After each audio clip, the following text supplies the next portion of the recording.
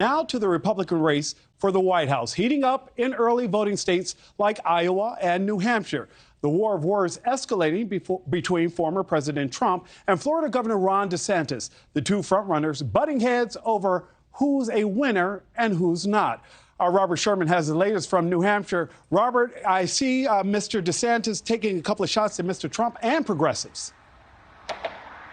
Yeah, you're seeing the back and forth taking place here on the campaign trail with well over a year to go until the general election. But that's what the big conversation is all about here. This was Florida Governor Ron DeSantis' first time in New Hampshire since announcing he was running for president.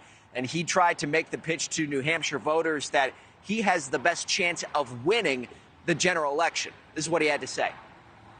There is no substitute for victory. We have to dispense with this culture of losing. We should have 55 Republican senators instead of only 49 Republican senators. A lot of those were winnable races. A lot of those were flubbed.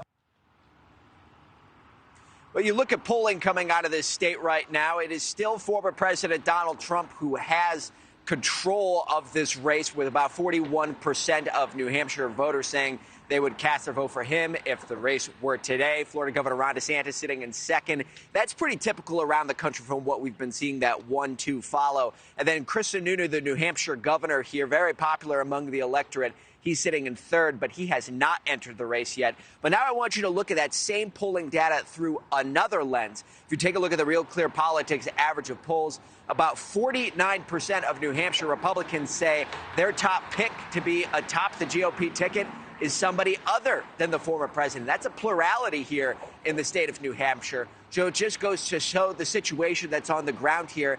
And when it comes down to why you're seeing situations like this, really comes down to one thing.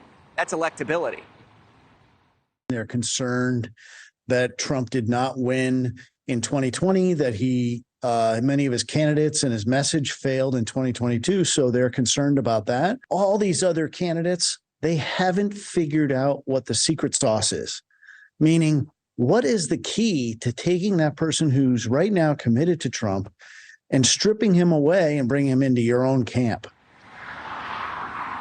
New Hampshire's been a tough state for Republicans over the past few election cycles. You've had former President Trump, Mitt Romney, John McCain all come close to putting the state into the Republican column. Nobody's been able to do it since 2000, however. So the thinking is that if you field a candidate who can win in New Hampshire, they can perform pretty well around the country.